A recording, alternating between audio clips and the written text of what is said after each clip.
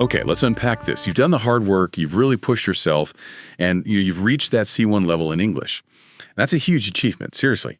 But then, something strange often happens, right? Your progress.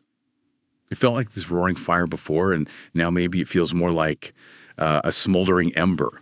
The difference between imply and infer, maybe. Well, those perfect idioms still seem to hover just out of reach.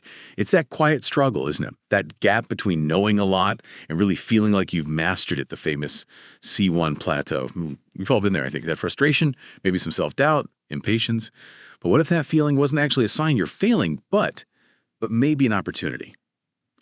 So today we're diving into a pretty unique, maybe refreshing approach to navigating this challenging terrain. Yeah, and what's fascinating here, maybe even surprising, is that the answer doesn't seem to lie in some, revolutionary new language app. It might actually be found in the timeless wisdom of Stoicism. And look, this isn't about just suppressing emotions or, putting on a stiff upper lip. Not at all. It's more like a practical mental toolkit. Think of figures like Marcus Aurelius, Seneca, Epictetus. They weren't just enduring hardship, they were actively building resilience, finding clarity. Their core idea is actually pretty simple but profound. We can't control external events, but we can always control our response to them. So our mission in this deep dive is really to explore how you can apply this ancient philosophy to those, let's face it, frustrating C1 language obstacles, and how that can transform them into chances for, well, not just language growth, but building real personal fortitude too. That's a really compelling idea, a whole mindset shift, it sounds like. So, okay, where do we start? How do you begin to build this Stoic approach for, the C1 journey? Exactly. It's a shift. We start right at the foundation with a principle Epictetus called the dichotomy of control. He put it with really a resting clarity. Some things are within our power and others simply are not. And when you truly absorb this single idea, really let it sink in and apply it to your advanced English journey, it can be revolutionary. Right. Here's where it gets really interesting, I think, because let's be honest, we spend so much mental energy worrying about things we actually can't change. Yeah. Especially when learning a language, right? Right. Precisely. Yeah. Let's break that down for English learning. What's typically outside your direct control? Things like achieving fluency. What even is that? It's elusive, often poorly defined. You can't just force it to happen by Tuesday. Or how a native speaker reacts to you. Are they patient? Do they understand your accent immediately? Do they correct you or not? That's on them. You also can't control, say, innate talent or just how complex English is. All those irregular verbs, phrasal verbs, the sheer number of idioms, it's massive. Obsessing over these things, as the Stoics would point out, it's like getting angry at the rain. It just causes anxiety and frustration, especially at the C1 level. Okay, so if fluency is kind of this fuzzy target and other people's reactions are out of our hands, what can we actually grab onto? Where does a Stoic learner focus their energy, their power? Now that's the key question. That's where your real agency lies. You can control your daily study habits. That's yours. Your attitude towards mistakes, huge one. Seeing them as, valuable feedback instead of failures. You control the materials you choose, the questions you decide to ask, your effort, your focus, and crucially, I think the courage just to open your mouth and speak, even when you feel maybe a bit unprepared. The Stoic learner ruthlessly shifts their entire focus from this uncontrollable stuff to this second list. So, for example, let's say you feel that frustration bubbling up because, the subjunctive mood still trips you up sometimes. You pause. You ask yourself, is my instant perfect mastery of the subjunctive within my direct control right now? And the honest answer is no. Okay. But is my decision to spend the next 20 minutes practicing it with focused effort, is that within my control? Yes, absolutely. And that's where you place your energy. The real insight here is this. Your progress is fundamentally in your hands. It's not down to luck or how others react. That clarity is it's powerful, isn't it? It really cuts through the noise. It reminds me of another core Stoic idea, something Marcus Aurelius seemed to grapple with in his journal Meditations, the power of perception. He wrote something like, the universe is transformation. Our life is what our thoughts make it. Which suggests, I guess, that it's not the event itself causing distress, but our judgment about the event. And that judgment is something we create. It's a total game changer, especially for those really common C1 struggles. Like imagine you're in a meeting, right? You use a word incorrectly, maybe slightly off, and a colleague gently corrects you. Okay, the objective then is simple. Information was exchanged, a person provided you with new data. But the unstoic judgment, that internal voice often screams, this is humiliating, I looked like an idiot, all that hard work means nothing. And that just creates unnecessary suffering, right? The Stoic judgment, though, is a reframe. It goes something like, okay, an external event happens. Someone gave me new information. Cool. That's a free lesson. That feeling of embarrassment, that's a subjective reaction. I can notice it, observe it, and let it pass. The data, the correction itself, that's what matters. Yeah, I can definitely relate to that immediate sting of embarrassment, though. It feels so automatic sometimes. So how do you actually choose that Stoic judgment in the heat of the moment when those feelings are just bubbling up? Well, it definitely takes practice. It's not a switch you flip overnight. But a fantastic exercise, really practical, is to keep a frustration log for maybe just 1 week. Anytime you feel a negative emotion tied to your English learning, just jot it down. 3 columns. The objective event, my initial judgment, and the Stoic reframe. So let's say event. You watch a movie without subtitles, understand maybe 70%. Initial judgment. My listening is still terrible. I failed. Okay, Stoic reframe. I actively tested my listening with challenging material. Good. This is actually a successful diagnostic test. It gives me data on where to focus next. Ah, I see. So you're analyzing the feeling. Exactly. Or another one, event. A native speaker finishes your sentence for you. Initial judgment. They think I'm slow or stupid. Stoic reframe. Maybe they were just trying to be helpful. Maybe they're impatient. Their action is about them, not really a judgment on my intelligence.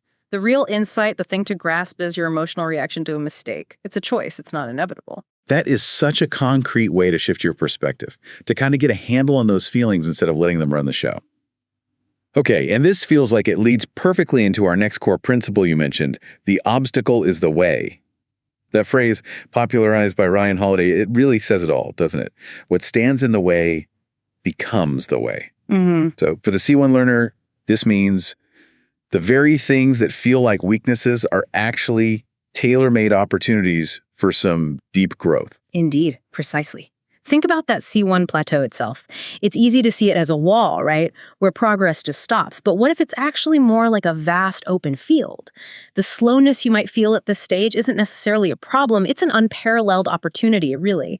When you were a beginner, it was like climbing a steep, narrow path, fast progress, big steps. Now at C1, you've got the space, the freedom to consolidate, to refine, to perfect skills in ways that just weren't possible during that rapid climb. So wait, if my progress feels slow, that's not a bug, it's a feature. Is that what you're saying? Exactly so. Think about it. Maybe you notice you're not learning dozens of new words every single week like you used to. Okay, that's not an obstacle. That's an opportunity to truly master the words you already know. I mean, really get into their connotations, their collocations, the right register, even their etymology. That's the difference between just, knowing a word exists and truly owning it. Owning the word. Yeah. And similarly, if you're not learning major new grammar rules anymore, great. That's your chance to focus on the subtle stuff, the stylistic aspects of syntax, using inversion for emphasis maybe, mastering the nuances of modal verbs in hypothetical situations. This is what you might call the grammar of elegance and precision. So yeah, the slowness you feel, it's simply giving you time to become a master craftsperson of the language. That reframing alone is incredibly liberating, seriously. So, okay, let's break down some of those common C1 obstacles we hear about and see how we turn them into these bespoke training regimens. Excellent idea. Let's tackle a few. First up, nuanced vocabulary and idiomatic language. The perceived obstacle here is often, memorizing lists of idioms feels so fake, or these phrasal verbs have like 5 different meanings. Right. It feels overwhelming. Totally. So the Stoic way, treat each nuance like a puzzle. Become a linguistic detective. Your training regimen here involves going beyond just the dictionary.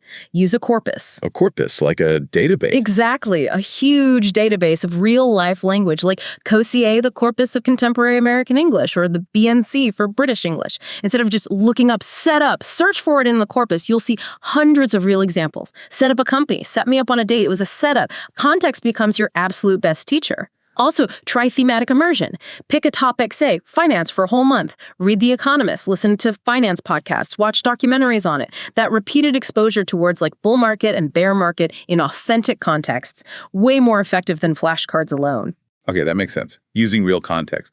What about fossilized errors? Those ingrained mistakes that just seem impossible to shake off. Yes, the bane of many advanced learners. The perceived obstacle. They undermine your credibility, they mark your speech as non-native, and it's just frustrating. You feel like you should know better by now. Right. The Stoic way here, View these errors not with shame, but with a kind of detached curiosity, like an archaeologist digging up fossils. They're just data points about your learning history. So, your training regimen. Isolate one error. Work with a language partner or tutor to ruthlessly pinpoint one specific fossilized error. Let's say you always say depend of instead of depend on. Then try negative practice. Sounds weird, but intentionally say the incorrect version out loud. Really? Say it wrong. Yeah, and then immediately follow it by saying the correct version 3 or 4 times. Depend of, depend on, depend on, depend on. This helps consciously break that unconscious habit pathway. Another really powerful tool, record yourself. Just a 5-minute unscripted monologue about your day. Then, and this is a key, transcribe it word for word. The errors you see in writing that you hear back, they become impossible to ignore. It forces a kind of courageous self-assessment. Wow. Okay, transcription. That sounds potentially painful, but effective.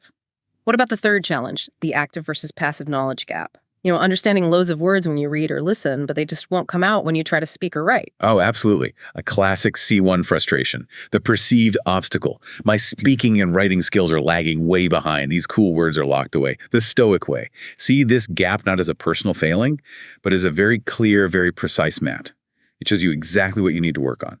The gap itself is your curriculum. The gap is the curriculum. Yeah. So your training regimen.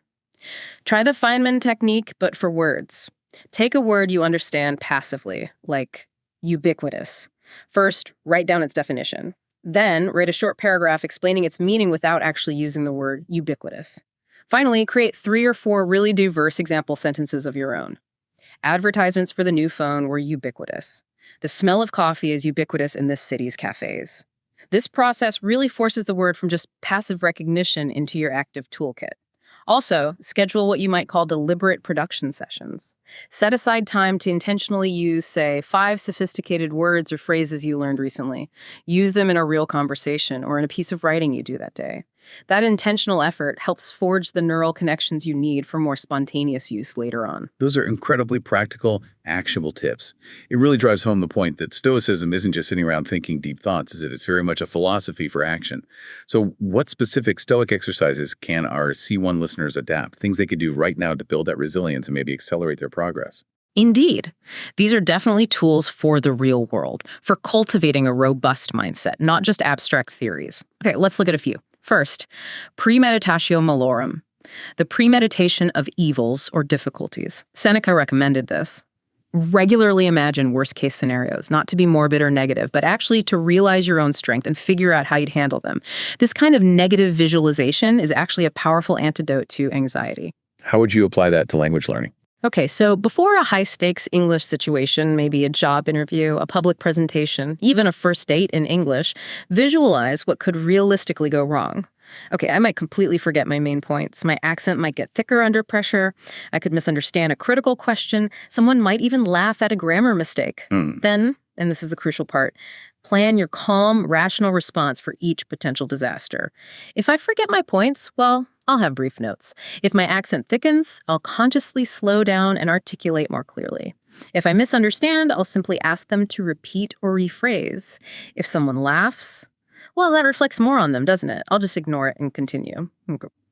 When you return to the present moment after doing this, you often feel a sense of calm confidence. You realize you're actually prepared, and the fear of the unknown shrinks. That makes a lot of sense. Taking the fear out of the unknown by facing it beforehand. Okay, what else? Second, the practice of voluntary discomfort.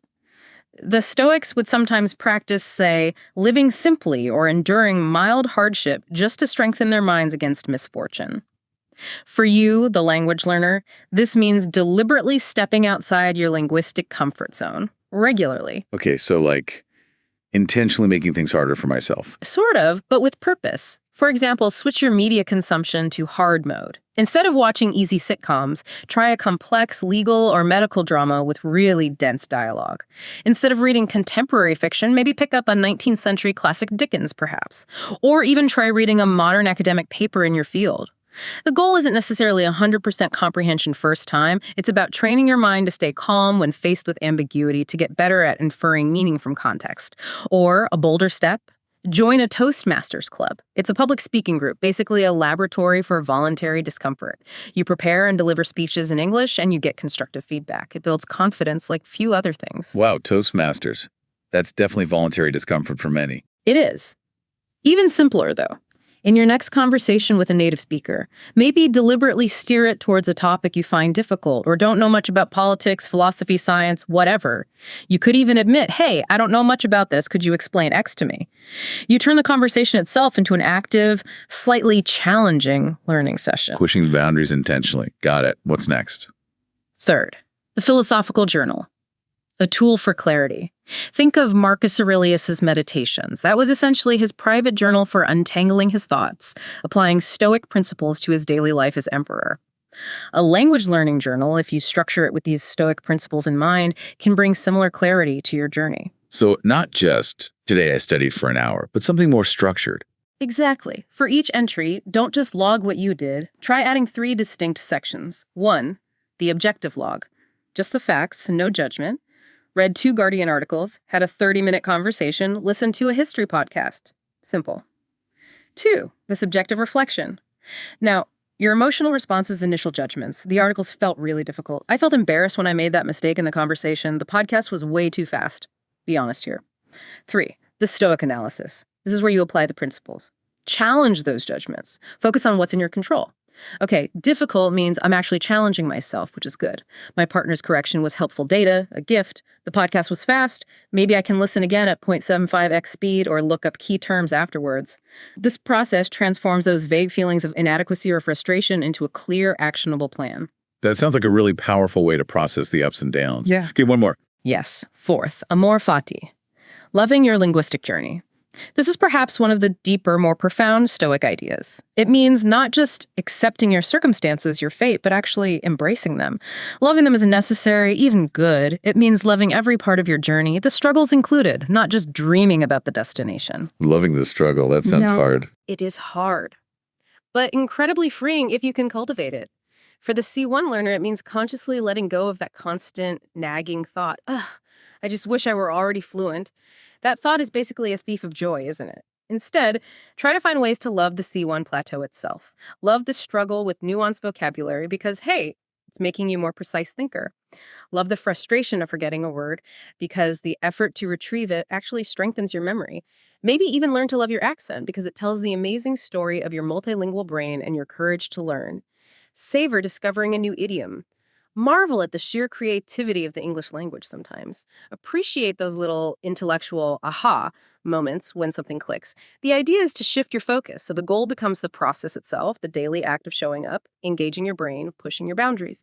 Because that process, that journey, makes you not just a better English speaker, but actually a more resilient, patient, and disciplined person overall. So wrapping this all up, what does this really mean for you, the C1 learner listening right now? I think this deep dive has shown us that getting from C1 to, let's say, mastery, it isn't just a technical language problem, is it? It's actually a profound psychological challenge. It's a test of character, in a way. It demands patience, yeah, but also courage and discipline. And adopting this Stoic mindset seems to offer really practical ways to focus on what you can control, to reframe those inevitable mistakes as opportunities, to prepare mentally for challenging situations, to actively seek out productive discomfort, and maybe even find some genuine joy in the learning process itself. It really is about how you approach every step of the journey, isn't it? Absolutely. And if we zoom out, connect this to the bigger picture. Learning a language, especially to an advanced level, it really is a path to self-mastery. You're not just acquiring a new skill like learning to knit, you're fundamentally rewiring parts of your brain. You're adopting new cultural perspectives, you're forging a slightly new identity in this other language, and the obstacles you encounter along the way, the frustrations, the plateaus, the mistakes, they aren't flaws in the process. They are the process. So embrace them, learn from them, because the obstacle truly is and always will be the way. If you can walk this path with the kind of calm, confidence, the focus, the unshakable purpose of a Stoic, well, you'll likely find a prize far greater than just perfect grammar. Maybe the final thought to leave you with is this. Reflecting on this Stoic approach, what kind of person will you become by choosing to face these linguistic challenges head on with courage and reason?